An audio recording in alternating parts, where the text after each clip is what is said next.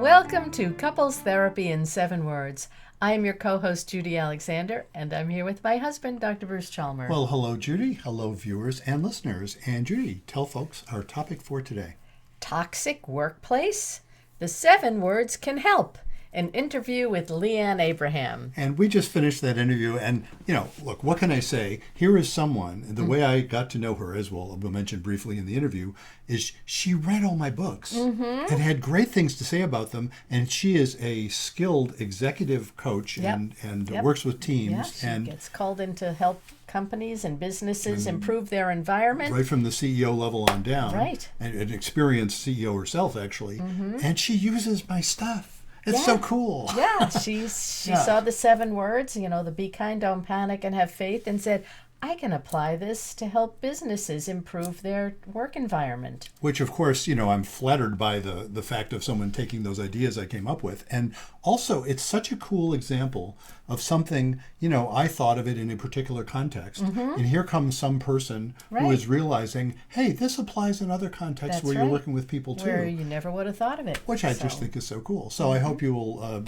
check out that interview. And she's just a font of information and really she's really expert in her field and she's I was so taken with her sense of service. That's what she's about. That's what drives her, and it really is inspiring. So yes, it is. So do check that out. We'll have that interview in just a moment. But before we do that, we have several things to promote. Oh, one of the things Leanne said, let's go right to that. One of the things Leanne said was she's going to have to get a hold of some of these mugs. Yeah. What we're holding up, for those of you who are just hearing this, is our beautiful Couples Therapy in 7 Words mugs in the 15 and 11 ounce sizes. On one side is our beautiful logo, Couples Therapy in 7 Words, and the other side is our motto, be kind, don't panic, and have faith. And you just need to have this for your beverages. And, there's Leanne saying, hey, when she's working with teams, she can get a bunch of those mugs. You can get those right from our website, ctin7.com. That's the number 7. Right. CT like couples therapy. And you can get T-shirts. T-shirts. You can tote get bags. Tote bags. Our lovely tote bag. A lovely tote bag. All sorts of good stuff. So please do check that out. Also, we want to promote the book that started this whole business that Leanne actually read. In fact, I first heard from Leanne when this book was new. She reviewed it and gave it a nice review, and that's the first time I heard from Leanne. And that would be Reigniting the Spark: Why Stable Relationships Lose Intimacy and How to Get It Back. And that is available in any of your favorite formats, audiobook and Kindle and paperback, and also, more recently, It's Not About Communication: Why Everything You Know About Couples Therapy is Wrong. Absolutely. And there's a couple other booklets that you can find, and you'll see information about that on our website as well. I want to mention in particular the one that you don't have to buy, folks. I just always think it's fun that I've written a book. It's there on Amazon. You could buy it. You can hold up You could buy it. There's the paperback. If 7 Words to Jumpstart Your Love Life. It's available when you sign up, available for free as a PDF, when you sign up for free for Bruce's newsletter. And do that right from our website, ctin7.com. Or if you go to brucechalmer.com, you can do it there too. And you will see a box magically appear. I've been saying this for a while, haven't I? It's worth going there just to see the magic box appear. I am just way too easily impressed. What can I tell you? But I figured out how to make it do it, so I'm all impressed. And the box appears. It says, click here to sign up for Dr. Chalmers' newsletter. By golly, do that, and you will get a link to the PDF of that book. I also have a more recent book as well. Right. My husband complains about my cleaning. What do I do? Hint. It's not about the cleaning. Did you notice that Leanne mentioned that? She did. Because she's read that book as well. Yes, she has. And she actually reviewed that book as well. All kinds of invaluable information in all 4 of your books. I think so as well. 2 major books and the 2 booklets. Absolutely. Now, we also have a sponsor, and we must do our sponsor justice. And Judy, tell folks the name of the book that is sponsoring us and its author. Okay, so we have The Blue Tent: Erotic Tales from the Bible by Laria Zilber. And yes, it's erotic, and yes, there is explicit sex. So if you're not into that, don't buy it. But Yeah. you know, if you like to have good stories, good writing, and be titillated, that's the perfect book for you. It is indeed, and it is, yeah, that distinction. It's not, if you're thinking it's a romance novel, Right. it's beautifully written, but it is very explicit in terms of its depictions of sex. And it's an anthology of short stories, so it's Yeah, exactly, and it is based in a deep understanding of the stories of the Bible, and particularly the Jewish tradition of Midrash. And so, if you are Jewish or if you're not Jewish, either way, if you have interest in that sort of exploration of the Bible, you will love that book. I'm sure many of you have heard of Adam and Eve, Abraham and Sarah, Isaac, Rebecca. They're all in there. They're all in there doing really fun stuff. By golly. So, yeah, do check that out. Okay, so Let's get on with our interview. We will see you on the other side. Our guest today is Leanne Abraham. Leanne is the CEO of Premier Hire, a company offering executive recruiting and leadership coaching. Over the course of her 30-plus year career, Leanne has coached leaders and their teams from various industries in Canada, the United States, and West Africa. Leanne has earned certification in a variety of coaching methods and organizational transformation models, and she applies those methods to help organizations become healthier, reduce workplace toxicity, and create environments that people thrive in. She is also the mother of 2 teenagers, 2 cats, and a profligate garden of flower baskets. When she is not working, reading, or creating, she is on the ice 4 times per week, year-round, and on the slopes in the winter. Leanne, welcome to Couples Therapy in 7 Words. Thank you. That was a very nice introduction. Well, indeed. And actually, folks don't know this because we talked about it before we started this recording, but one of those 2 cats may indeed participate in the conversation, and wouldn't that be delightful? So Yes. An appearance here. Exactly. Yeah. So how did you get into the work you do? Tell us something about your own journey that brought you to where you are. Yes, I was very fortunate to have a father who was interested in human behavior. He was a salesman. And so, of course, that was his ability to understand people's needs and what was important to them was critical to his success. And so he started mentoring me in that right from a very early age. I started doing door-to-door sales in kindergarten. I discovered I could actually make pretty good money that way because who's going to turn down a 5-year-old at your door, right? Wow. So I started selling Regal with the Regal catalog, the gifts and all the knickknacks you can buy. And I continue to proceed from there. So I also became an observer of inquiring and understanding people's needs and what was important to them and helping them achieve that. And I discovered if I could help people achieve what they needed and wanted, what appealed to them, then I usually succeeded. And of course, coming from a very sort of servant heart type position, I love to be of service. And I started doing more consulting work and discovered that it was actually really easy because consulting work was really easy, but then I discovered that it didn't stick because I could go into an organization and I could ask everybody a whole bunch of really important questions.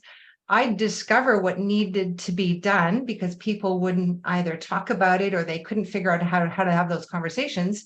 And so, like I always said, a lot of really intelligent people can get in a room and make really stupid decisions. So a consultant cuts through that. And so we appear brilliant. But when I went back into the organizations that I had these brilliant consulting recommendations, nothing stuck, right? Because people didn't own it. And there wasn't any accountability system set up. And those difficult conversations never happened again. And so things would sort of fall apart. So through that process of discovery, I realized that the best way I could serve people was to help them have better conversations, have better meetings, and work together more effectively and efficiently and help everybody participate and thrive in that environment. And so it's just been a constant process of discovery through running companies as an executive, and then also coming in and doing coaching. And so right now, at my stage of life, I've decided that the best way I can add value is to actually support and coach leaders in their organizations to help more organizations be effective. And so that's kind of how I got to where I am. Uh-huh. It's so interesting. And of course, this is related to how we happen to have encountered each other, because Yes. so much of what you are saying fits so well with my view of how couples therapy works. There's so many of my colleagues, not to speak ill of any of my colleagues, we all have, the subtitle of my more recent book is why everything you know about couples therapy is wrong, and I apply it to myself as well. So I'm not going to claim I know better. I am going to say there are so many of my colleagues who will teach techniques, and they'll do the techniques in the office, and people will say, oh, that's a good idea, and they'll use those techniques, and they'll go home and it will stop happening, and they won't have gotten anywhere. And it has a lot to do with the fact that they didn't really internalize what it's about. Mhm. They would Yeah. be doing a caricature of the technique, but they wouldn't necessarily be internalizing why those techniques actually might work. And it Yeah. sounds very similar to the sort of stuff you're doing. And then, you let me know that you have read my books and Yes. mentioned that very thing, that you've applied some of those same ideas. And I'm really, of course, curious about that. Yeah. So how have you applied that? Well, I loved your 7 words.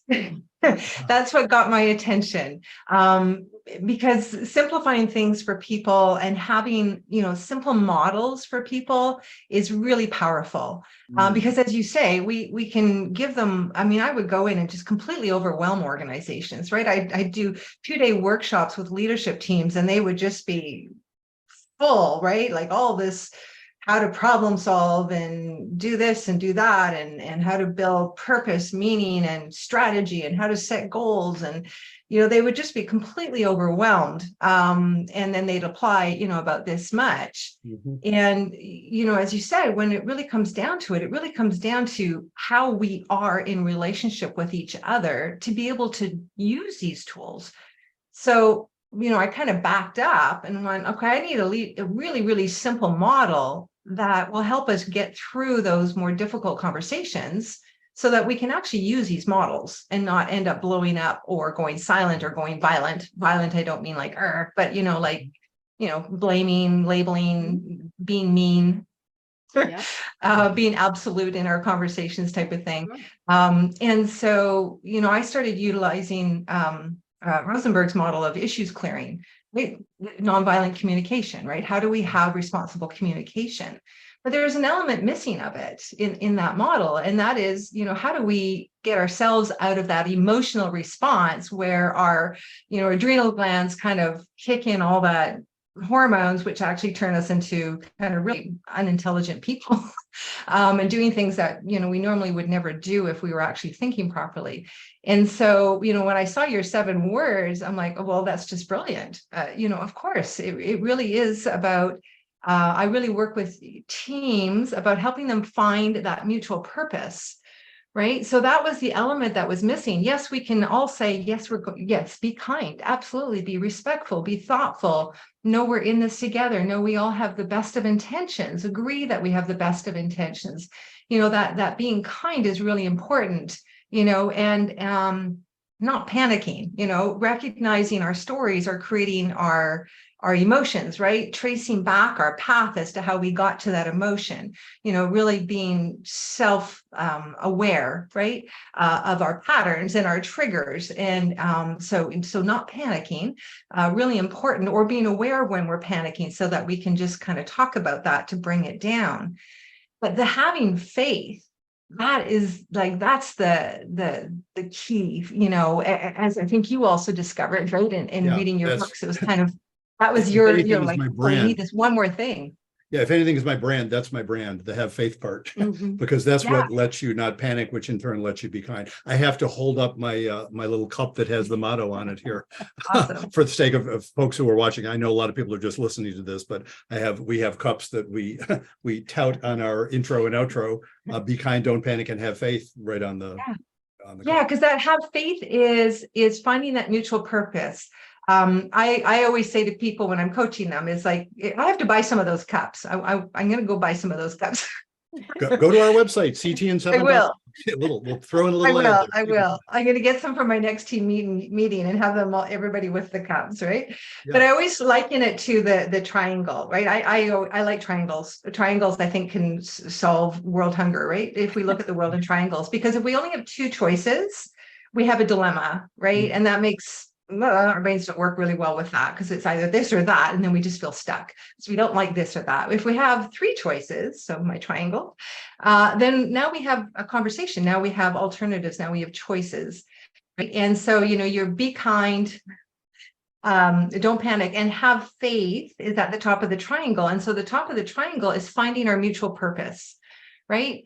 And knowing that we can find that mutual purpose, knowing that we have that mutual intent, and sort of aligning to that and having faith that that's there. And so with teams, the first thing I work within them is not only and or executives is helping them understand, what is my purpose, right? What is my purpose, and then how do I find shared purpose with other people? And so when I bring together teams, which I think are the most amazing way to run anything, is as a team, right? The more meaning we have collectively, the better decisions we make. But as a team, if we can have clarity in our purpose together, that shared meaning, then we can have that faith, right? Then we can get through all kinds of really difficult decision making and or bad behavior, right? We just, okay, let's go back up to the have faith, right? We know we're going to get through this together. There's one woman, I've just forgotten her name, who wrote a book, Everything is Workoutable, right? It's another concept of have faith. Yeah. And so when I was reading your material and saw that three words, I just thought, oh, I love that summary. I just think it's fantastic, and I love the words you use. So I use it all the time now. Oh, nice to know. Delighted to hear that. Yes, indeed. It's so interesting in the concept of an organization, and here's where there maybe are some differences. Well, some differences and some similarities I'm realizing with couples, because when I'm working with a couple, there is the sense that, well, they're not always equally committed to staying together, because that's a function of they're happy or they're not happy, or they like being, let's say, married or not married or whatever. But when you're in an organization, people would have varying roles in that organization. The owner of an organization has a lot of different motivations than somebody who is being paid a salary versus somebody who's, say, maybe doing gigs there or something like that. There's a lot of different ways in, and yet what the challenge is, I'm imagining, and I'd be curious to hear you talk about this, is finding that commonality of purpose when there are some legitimate differences of purpose as well as commonality. I'm curious, how do you work with that? Yes, that is a really good observation, because what happens sometimes is you'll have the owner who will be pushing in a certain direction. And then, as you say, you've got the employees or contractors, and there can sometimes be this sense of, well, hey, I'm just making you more money, right? What am I getting out of this? Or, my scope is this, unless you pay me more money, right? It becomes very transactional, that transactional conversation. And so that is people don't like that. It's kind of yucky, right? When I'm trading who I am, my whole life for money, to serve somebody else's money goals, it just, right? It's hard to sustain that. It's hard to get up in the morning and do that over and over again. And so it actually benefits both parties if we can rise above that and look at our look at our own purposes. Why are we here? What is our purpose in our life? What is it we want to accomplish? And then how can we do that mutually together to serve both of our purposes? When we can do that, then now we create meaning. Now we create a drawing towards energy, right? And it's a better place to work. It's more enlightening. It's more fun. There's more joy, right? It's more drawing in. And the money is important. So it's kind of like I always like to liken life to a bowling lane, right? We can, if we can experiment, that's fantastic. But putting in the gutter rails is very helpful, right? Those great big Mhm. pushy, things that go in the gutters when you're learning, right? Because you don't want to end up in the other lane, and you don't want to destroy anything. So, if we can get those guidelines in for how we work together, how we're going to be together, and the processes we're going to follow, right? We kind of put those guidelines in place, but ultimately we want to have know we're moving towards the same intent and the same purpose. So if I can really understand, let's say you're the CEO and the owner of the company, if I can really understand your purpose and why you're there, why you do what you do, it's still hard work. Just because you're making more money than me doesn't mean you're not working and investing your life into something, right? Maybe it's because you really want to serve people. Maybe it's because you really want to be able to employ people and pay them well so they can serve their own families, and get their kids through school and have good food and all that stuff. And, if I understand that, then I'm more willing to engage with you. And if you mutually understand my goal, which is to be of service to my family and to create a kind work environment, et cetera, then we can mutually work towards those and see where we can support each other and make that happen. And it just makes for so much of a nicer workplace. Just think of with we've got a terrible strike here up in Vancouver with our longshoremen, who are wanting more money for what they do. And what's happened is they're looking at how much money the shipping companies have made in the last 5 years, right? Because the whole distribution system kind of went out of whack. And now they're just making huge amounts of money. And the longshoremen are kind of like, look at us, you couldn't be doing that. And so come on, we want a piece of that pie. And there's this impasse. And as a result, we've got something like 2.9 or $9 billion worth of goods that have been destroyed, and as well as Vancouver's port reputation, of course. And mines were closing down, and people were losing their jobs, right? Just for a 13-day strike because they wanted 10% more or something. I think they've almost worked it out. They've got a short-term solution. But imagine if in our world of they could actually come together and look at their collective purposes and what they're working towards, as opposed to just arguing about money. I think we would be so much better served. So, we take that down to microcosms of organizations and teams and our partnerships, and then of course our marriages, our relationships. And so there really is a tremendous amount of similarity. When I when I start working with an executive coach, for example, some of the first things that I start exploring is, how's their relationship?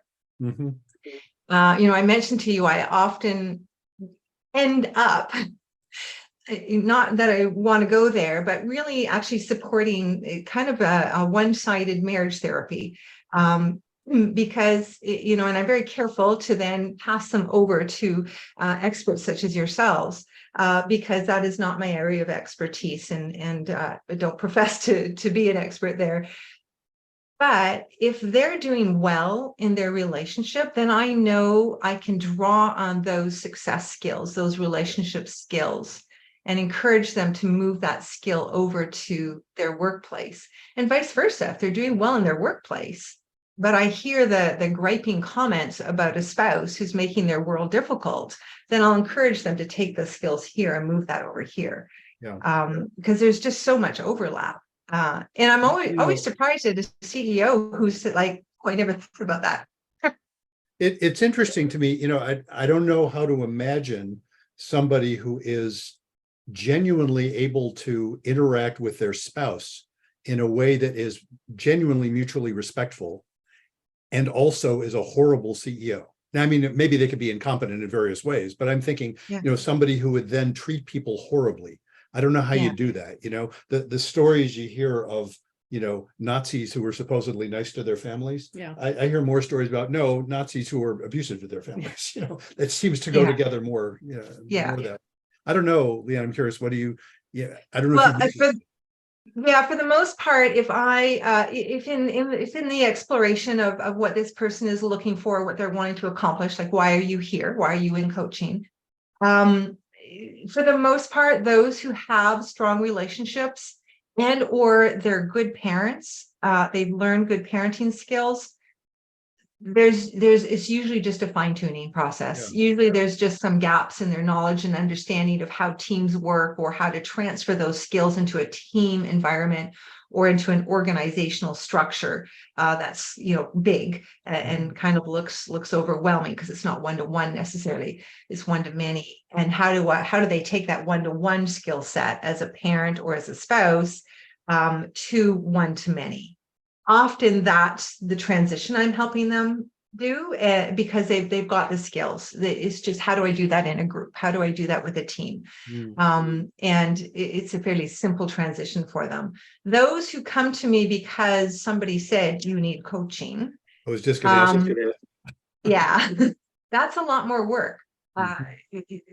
Not necessarily work, but it takes a lot more time. There's a lot more self-awareness to build up.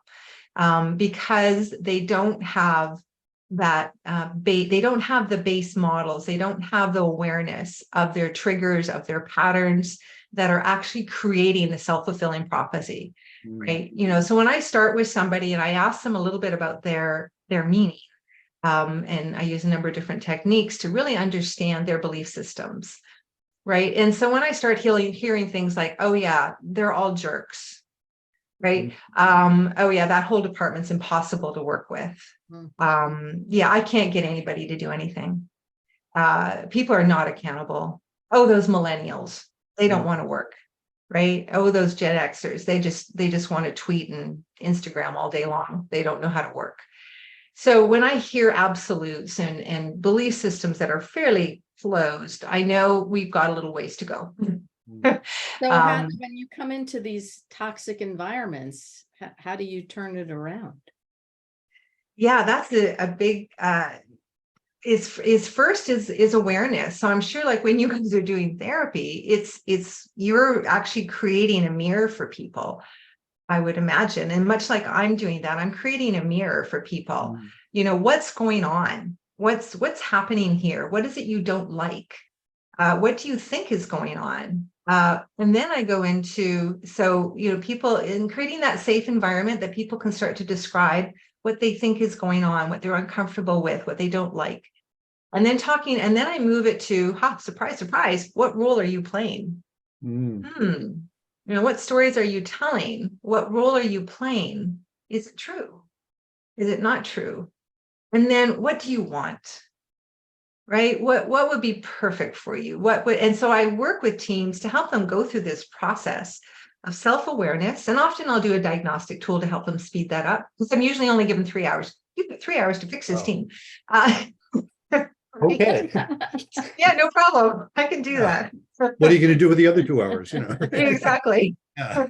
So I'll do a diagnostic to kind of create that self-awareness a little bit faster, right? Because people are more willing, feel a little bit more safe to answer in a survey what they think is going on, and they'll sort of present it anonymously, right? Here's what you're all thinking. Interestingly, you all think that meeting sucked together. Interesting, right? You all think that you can blame. All of you are blaming. That's interesting, right? So creating that self-awareness and creating, what role am I playing in this? So creating some accountability, starting to take responsibility for their role, and then creating that vision of, what do we want? Where do we want to go? What would be, because guess what? Most of us know what we want. We're just not quite sure how to negotiate it with all the people we're working with to get there. Because usually we're in organizations, and I don't think this is much different in marriages, from my experience anyways. We're very task oriented. We've got very limited time in a day, and we have a lot to get done. So, it's like being a mom or a dad, right? You got to get the kids up, off to school, get food in the house, get your job done, get home, feed children, get them through homework, somehow house clean and all of that, and get ready for the next day, and maybe actually have a conversation with your spouse, right? And then get a good night's sleep. And somehow in there, you've got to exercise, learn, read the latest book, stay up to date in your industry. I mean, it's overwhelming. There's so much that needs to be done. And then you add, when you walk into work, you're already behind the 8 ball when you show up at 7:30 or 7 o'clock in the morning. And everything needs to be done yesterday. And especially with the condensate, even before COVID, things were getting condensed, right? We lost our executive assistants. a long time ago, because guess what? All the tools are there. We should be able to do it ourselves. Mhm. Well, I have an executive assistant, could not live without her. So when I start working with a CEO and they don't have an executive assistant, that's what we start exploring first, because reality is you cannot do everything. Mhm. But anyway, so yeah, that busyness, that task focus just pulls us away from relationships, pulls us away from pausing and thinking about how are we together, right? And so a lot of what I do is I do forced pauses. My coaching, when I come into coaching into an organization, I'm forcing them to pause Mhm. and look at how are we being together? How do we want to be together? When I talk about stability and intimacy, that's another one of my big shticks, and Yeah. so much, and of course it's true in marriages, and I think it's also true in the workplace, interestingly, because I might think, well, workplaces are all about stability, right? But I don't think so. It turns out that if there is not attention paid to people's relationships, that's how you get those toxic environments, or that's how you can get those toxic environments. People shy away from saying what they need to say, and stuff builds up, or stuff, the symptoms of that are often the symptoms of the toxic environment. People being angry, people being abusive, people being all Not kinds of feeling appreciated, and just Yeah. terrible attitude. yeah. Yeah. Yeah. I And was so working with a you're team. Sorry, go ahead. Go ahead. Well, I was just saying, I was working with a team just recently, and three very emotionally mature, seasoned executives, and they're aligning. They're coming together. It's a vendor and a client, and they want to come together and actually have a partnership because they have found the sort of the vendor-client relationship has not served them well. And so these three individuals have come together over a course of working together for over 6 years. And they've sort of had a lot of conversations. So they've developed a lot of trust and respect for each other. And now they want to expand it. And they basically want to align the companies without a merger. So they're still going to maintain their integrity and ownership and separation, but they want to be partners. And so they brought me in as a coach to help these two executive teams come together and create a partnership. And so one of the things that there's a whole bunch of processes that I follow to make this process go faster, because in business, it's all about a sense of urgency and time is money. So I have a number of things that sort of accelerate this process, because I think, given us as they say, enough time and place, monkeys can write the Bible. Well, don't think so. But, given enough time and space, we'll figure this all out. But unfortunately, we'll go broke in the meantime, or we won't be able to compete, or we'll get divorced. So, we do need support, right? We need that coaching help. We need to read books. We need to have therapists and support to get through it. And so going through this process, one of the things that some feedback after our first session, one of the CEOs was getting a little bit of rumbling from her team saying, oh my gosh, we don't have time for this, right? We just don't have time for sitting together and, having a kumbaya session and blah, blah, blah, blah, blah. We'd only had a very, very brief 3 hours together, and it was extremely productive, but there was still sort of this rumbling of, gosh, I just want to get to the tasks, right? What do we need to do? How are we going to do it? Where's the action items? Who's going to do what? Who's in charge of what? And how are we going to hold each other accountable, right? Who's going to hold the stick, right? Big stick, feed everybody to make sure everyone stays in line and executes, right?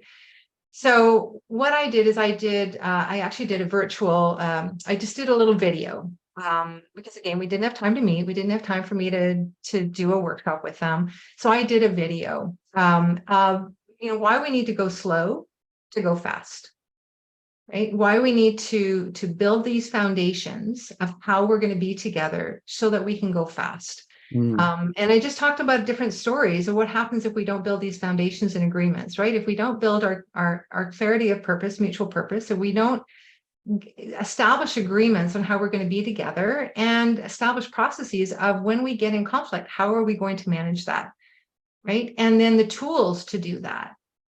And the whole team just kind of went, right? Yeah. So when we came together yesterday, everyone was like, okay, I get it, right? Because if we don't do this, we're going to go 100 miles an hour that way, and we're going to discover what I call little foxes. So people who actually were silent, right? The option the option is to be silent or be violent, right?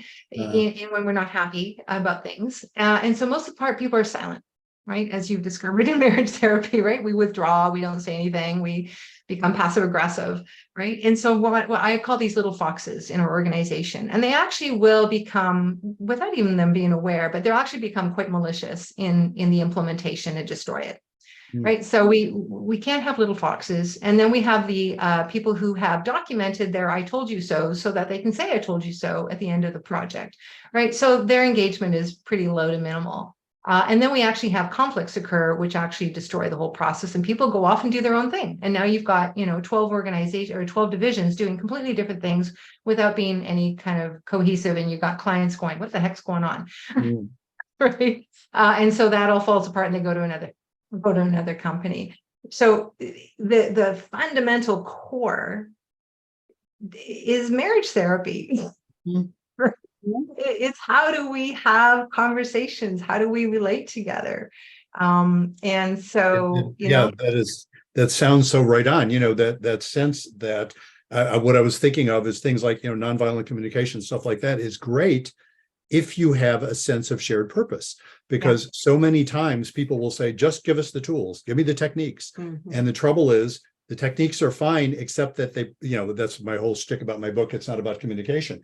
They don't need the techniques if they're already communicating fine. The problem is what they're communicating. And if they're not communicating a sense of shared purpose, the best of techniques will simply facilitate their communicating how much they don't like each other, or communicating how much they're at cross purposes, or, the very things you're describing. So that idea that, you have to actually, never mind the techniques first. Techniques can be useful, but never mind the techniques first. Let's figure out who we all are. And if indeed we really want to be working together, because if we do, then, the funny thing is when you calm down, you don't really need much in the way of technique. Exactly. You can work through a lot.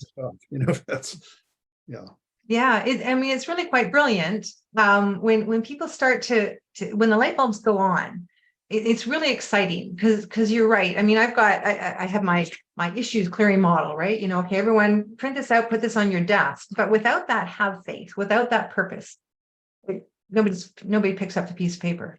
Nobody cares about the piece of paper. Everyone goes off on their own sort of way they've done it and way they learned it, right? Which may not be productive or effective, but if we can pause and recognize where we're all going, then that have faith then allows us to not panic, which allows us to be kind.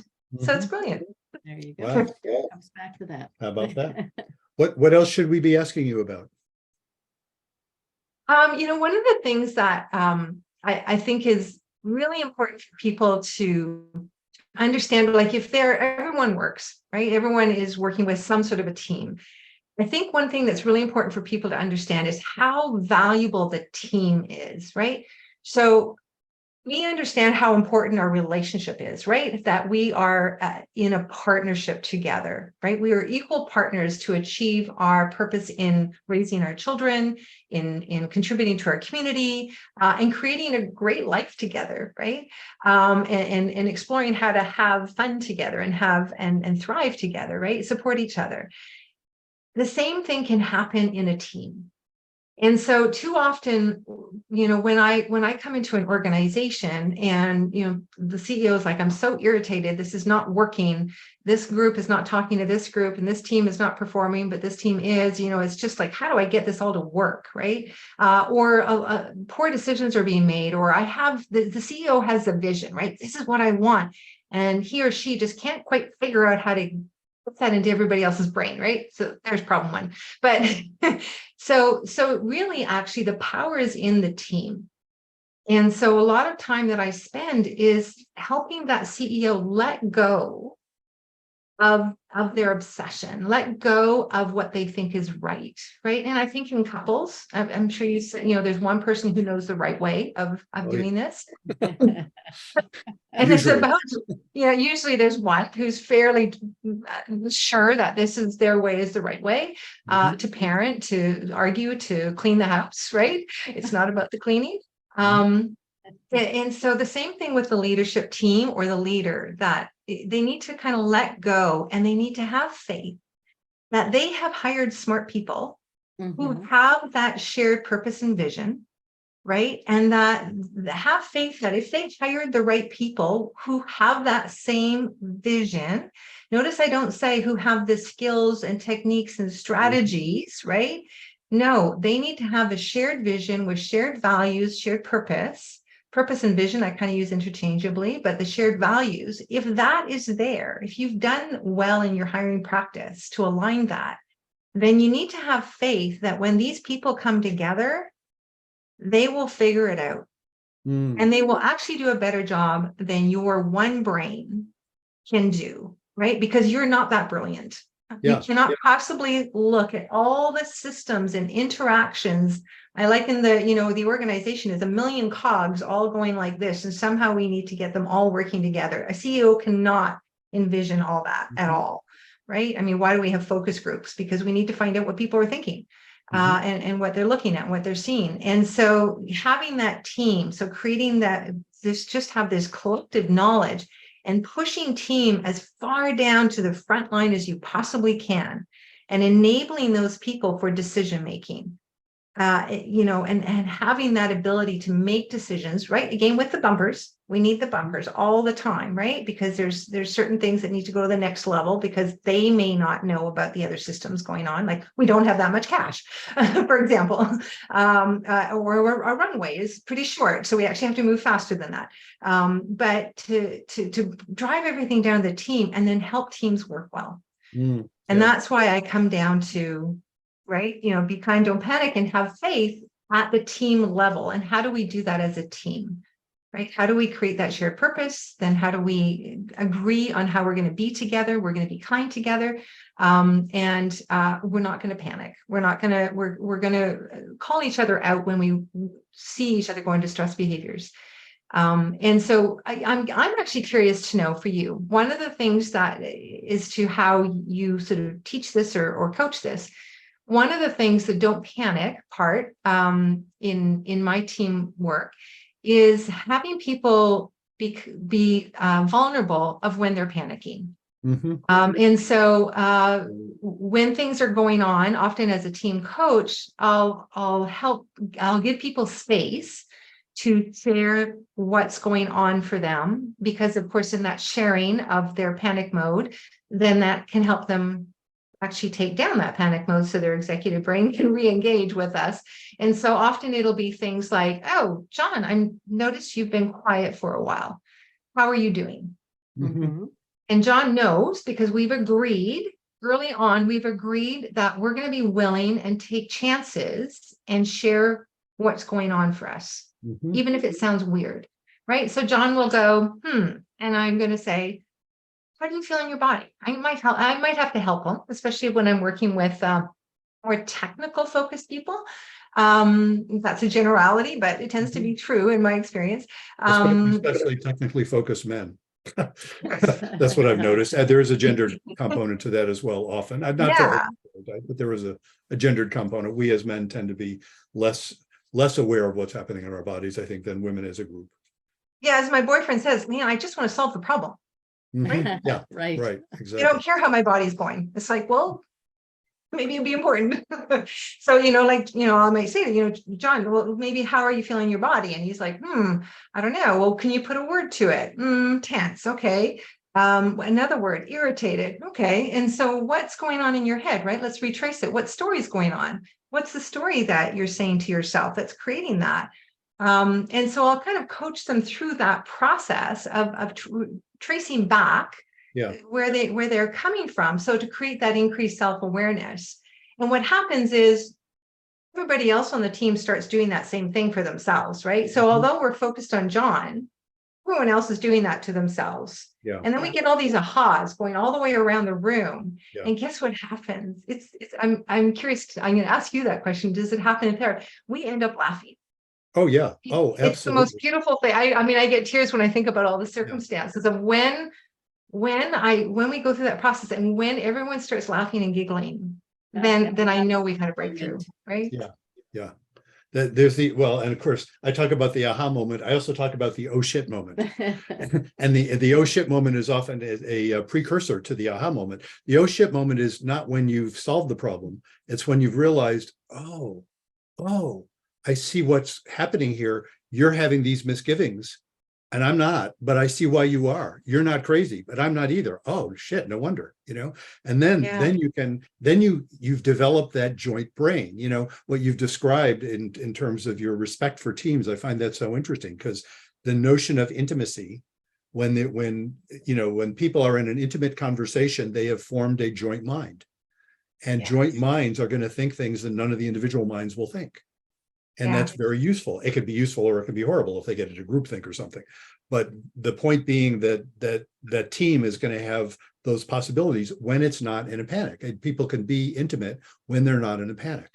So all of the things you're describing are ways of facilitating people to get to that place where they can feel safe enough. And it is a lot about, feeling safe enough to recognize when they're starting to panic, which is a tricky thing. And it's, if you can get there, you're 95% of the way out of the panic. Yeah. Because you can actually be aware when you cross over into panic mode, the part of your brain that can recognize even that you're in a panic is offline. So that it's kind of too late then. You just have to, you have to let it play itself out a bit hormonally. So, the techniques you're describing, that it's a similar thing in couples therapy where I will invite people to recognize when they're starting to freak out, or I will speculate with folks. If I'm talking to the John in your conversation, I'll just speculate. I'll say, I wonder, because I don't know, and I really don't know, but I'll say, I wonder, might you be thinking this, or might this be part of it? Because I would wonder that. And sometimes it's yes, and sometimes it's no, but often it's the sort of thing that invites someone to reflect, which is the opposite of panic. Yeah. And then, yes, and their partner will do it too. And the bit about when we get to those places, people will just laugh. They'll just smile. They'll just think, wow, isn't that something? I often compare the process that, or I should, speaking to a Canadian, I should say process, right? the process of figuring out what the heck is going on in situations like that. I'll often compare the beast that is doing it to the COVID virus. It's like, this thing is clever because it recruits everybody to do what it needs. That's what you were describing. And you're saying, well, what's your role in it? Asking people to say, okay, you have these problems. How do you participate in that? What is your role in cooperating with this problem's invitations, to get you to do what it needs? And I'll point that out. And, the COVID virus, you kind of have to give it credit. I'm personifying it, but if it had been invented by a person, it would be an evil genius. Yes. I guess some people think it was invented by a person, but that's another story. but it's like, wow, what a clever thing. I know, says the COVID virus, I'll spread without people knowing they're sick. Isn't that brilliant? It'll spread much more effectively. These problems will invite people to participate in a way to perpetuate the problem. And once people start to recognize that, they don't have to feel personally, blamed. They can say, oh, look at that. That is clever. And sometimes I'll just laugh. They'll just say, wow, look at that. Look at what this thing is doing to us. Yeah. And one of the things that you talk about is that when we can implement your 7 words, right, it allows us to come shoulder to shoulder and solve problems together. Yes. Right. So when teams can address and become aware of and then eliminate the politics and the positioning and the defending and the really holding on to their belief that they are right and true. And then instead we can be curious and create a collective meaning, right? We're putting it, as you say, we're putting it on the table together between us to then solve, as opposed to putting a piece of ourselves on the table that's either going to be criticized or obliterated, right? It's divorcing ourselves from our ideas, from being aware that where we're stuck in our beliefs and our stories. And so, so it's bringing that to the table without the emotion and the connection is really brilliant. Yeah, it's and often, a lot of people. I was just going to say the difference between ideas and ideologies. It's getting people away from ideologies, and everybody's got lots of interesting ideas, some of which conflict. But if you can be open to the fact that they're ideas, they're not set in concrete, then you can get people actually thinking productively together. Oh, I like that. I'm going to use that. That's really good. Ideas, ideology. So that's a really nice summary. So you have a really good way of summarizing things, right? Well, I, Yes. I appreciate That's in the book. That's in the book too. that's Is it? and it's not Okay. about communication. I have a couple of chapters on that in This there. one. Yes. Okay, perfect. Perfect. One of the things I was going to say that often when I work with, I am supervised in both my team and my individual coaching because I need to continuously improve and get feedback. And I also have a cohort of team coaches that I connect with regularly. And one of the things that we get challenged with as team coaches is it can feel like, if you can imagine doing marriage therapy with 7 couples all at once, Mhm. right? And if we look at it that way, it gets overwhelming, right? We just cannot possibly be coaching one-to-one relationships in a group. Mhm. So to be effective, so this is where there's a similarity, but just a little bit of difference between, marriage therapy and or executive coaching, and then or moving to team coaching, Mhm. which is the area that I'm really wanting to spend more time in because I see the power of it in organizations. And I think family systems therapy is similar to that. I think, in fact, team coaching really draws on family systems therapy. Virginia's work, et cetera. And I guess Erickson and several other great therapists that have gone before us. Because we need to look at the system of the team. We need to look at the team as a whole. Mhm. And so that helps us with the being more effective as a coach, where we're focusing on the team as an organism and how do we help this organism work, recognizing there's still people. Of course, we get that we're dealing with individuals and we're helping individuals join in that team in a way that they can be productive and contribute value, right? So that they can show up as being kind, not panicking, and having faith. But then that organism is self-sustaining so that we can take people out and put people in and it stays. Mhm. Right? It's self-sustaining. And a lot of that is about holding each other accountable. And how do we do that in a constructive way? And I think I would imagine, in working in my own relationships, I've failed at 2. And so I'm now determined to be really good at it. And so, a lot of it is that self-accountability, but also mutual accountability, right? I need you to help me with this because this is where I get triggered, or this is where I fall down, or this is where I make mistakes, right? So what's the code word? So often we'll set up code words. I have code words in my own relationship, but I'll help teams set up code words.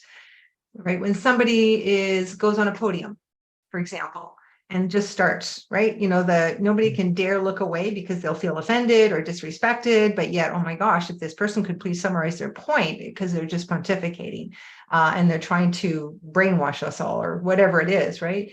And so, like the code word I had with my team, because I could do that, is watermelon. I could do Is that. what? Watermelon?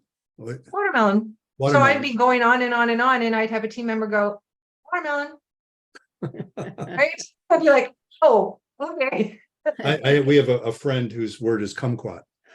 So something about fruits, and that sounds that it's a funny word, kumquat. It's got the 2 K sounds in it, Yep, right? That's yep. yes. Yeah, K I sounds like are that funny, word. yes. That's I'm also prone to pontification. That's a part of your role in our podcast is to be aware when I get into my pontification mode, which I can easily get into. And fortunately, Judy is, I think, very graceful about. Well, he's the therapist. I'm not, so he can go on and on about stuff. Well, but fortunately, we have a. You do a good job, Judy. I've watched I'm your the therapist, and podcast. Judy's the real person. That's basically how we do this. Anyway, well, thank you so much for doing this, Leanne. This has really been interesting and Yeah. fascinating. Of course, as having written the books that my own books that you're referring to in a different context than I wrote them in. I'm just fascinated by that. How can folks get in touch with you? What should we put in our notes, like where they can? Sure.